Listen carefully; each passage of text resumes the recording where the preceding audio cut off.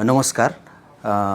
आज हामी ब्रिटिश गोर्खा कलेजमा एउटा यस्तो व्यक्तित्वलाई सम्मान गर्न गइरहेको छौँ जो शङ्खसभा जिल्लाको महकालु गाउँपालिकामा जन्म भई काठमाडौँमा आएर ब्रिटिश गोर्खा कलेजमा +2 तथा ब्याचलरको आफ्नो अध्ययन पुरा गरी एउटा साहसिक अनि गौरवपूर्ण कार्य सफलताका साथ गरेर आउनुभएको छ र उहाँको यो साहसिक अनि गौरवपूर्ण कार्यको लागि आज ब्रिटिश गोर्खा कलेजले उहाँलाई सम्मान स्वरूप एउटा सम्मान गर्न गइरहेको छ र हाम्रो ब्रिटिश गोर्खा कलेजमा +2 अनि ब्याचलरको अध्ययन पुरा गर्नुभएका श्री दावा शेर्पालाई आज कलेज परिवारले हार्दिक बधाई दिँदै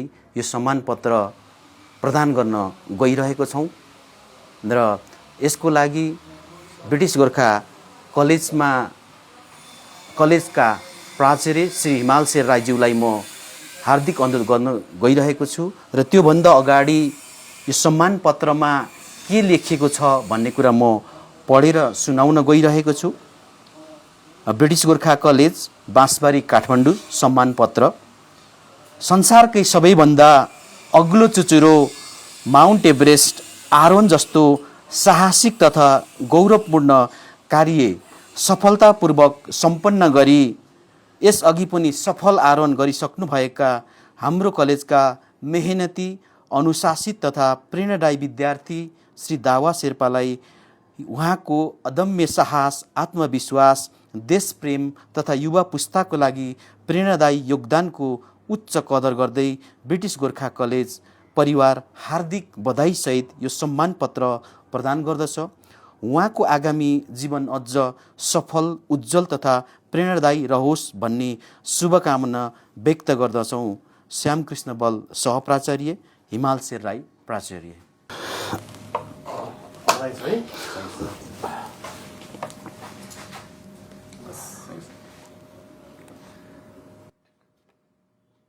आज आफ्नै कलेजले यहाँलाई सम्मान गरेको छ, कस्तो अनुभूति गरिरहनु भएको छ?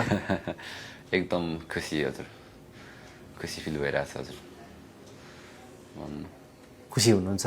एकदम खुसी। कलेज परिवारलाई के भन्न चाहनुहुन्छ? यो सुखद क्षणलाई कलेजले पनि एउटा खुसियाली साटेको छ, आज यहाँहरूलाई सम्मान गरेको छ, के भन्न चाहनुहुन्छ? कलेजलाई अब के भन्नु हजुर, धन्यवाद भन्न चाहन्छु। एकदम हजुर थ्याङ्कफुल छौँ। कलेजले पनि धेरै सपोर्ट गर्नुभएको छ स्टार्टिङदेखि नै, किनकि हाम्रो सरहरूले एकदम तपाईँको के भन्छ हौसला दिनुभएको छ सुरुदेखि नै। लगभग यो जर्नी स्टार्ट भएको तपाईँको 8-9 वर्ष भयो।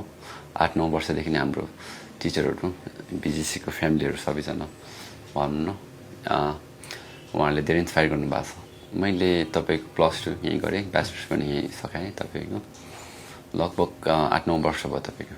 हजुर, भनेको यो सफलतामा कतै न कतै कलेजको पनि हात छ, त्यो अनुभूति गर्नुहुन्छ? एकदम एकदम हजुर। कहिले चढ्नुभयो सगरमाथा चाहिँ यहाँले? सो मैले 5 वर्ष अगाडि 2022मा यहीँ कलेज ब्याचलर्स पढ्दै चढेको थिएँ फर्स्ट टाइम। यसपालि चाहिँ मैले जस आफ्नै कम्पनीबाट 28 जनालाई चाहिँ माथि सक्सेसफुली एभरेस्ट चढाएँ भनौँ न। तपाईँको के रहेछ त्यहाँ पुग्दाको अनुभूति चाहिँ के हुने रहेछ? त्यहाँको तपाईँको फिलिङ्स नै छुट्टै छ तपाईँको। एउटा किनकि वर्ल्डकै हाइएस्ट माउन्टेन। अब हामी के भन्नु तपाईँको जस once in a lifetime experience, त्यो शब्दमा पनि व्यक्त गर्न सकिँदैन। एकदम एकदम त्यो एक्सप्रेस गर्नै सक्दैन हामीले वर्ड्समा हजुर। अब के छ यहाँको योजना, के छ, के अब तयारी छ यहाँको? सो अहिलेको लागि रेस्ट भनौँ न तपाईँको। अब मेरो प्रोजेक्टहरू चल्दैछ यता माकलु गाउँपालिकामा, हाम्रै गाउँठाउँमा। त्यसको लागि बिजी हुन्छु 2-3 महिना। फेरि आएर यता मनसोल एक्सपिडिसनमा हाम्रो फेरि एक्सपिडिसन अर्गनाइज हुन्छ, त्यता जान्छु होला सायद हजुर। के भन्न चाहनुहुन्छ? कुराकानीको अन्तिममा छौँ, कलेज परिवारलाई के भन्न चाहनुहुन्छ? एकदम धन्यवाद हजुरले, एकदम एप्रिसिएसन गर्नुभयो। एकदम खुसी छौँ।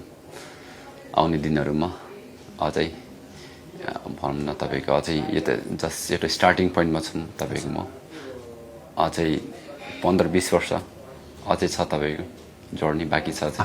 आफ्नै कलेजमा पढ्नुभएको विद्यार्थीको सफलतासँगै यहाँहरूले आज त्यो खुसी साट्नु भएको छ, सम्मान गर्नुभएको छ, कस्तो अनुभूति गर्नुहुन्छ? एकदमै अत्यन्तै गौरवमणित क्षण हो यो आजको। र एउटा हामीले +2 ब्याचलरमा अध्यापन गराएको विद्यार्थी आज संसारकै सबैभन्दा अग्लो चुचुरोमा पुग्न सफल हुनुभएको छ। अघि उहाँले पनि भनिसक्नुभयो, योभन्दा अगाडि पनि 2022मा पनि उहाँ पहिलोचोटि सगरमाथा पुग्नुभएको थियो र चुचुरोमा पुग्नुभएको थियो र अहिले यो समयमा पनि उहाँ आफ्नो टिमसहित फेरि पनि त्यो सफलता हासिल गर्न सफल हुनुभएको छ।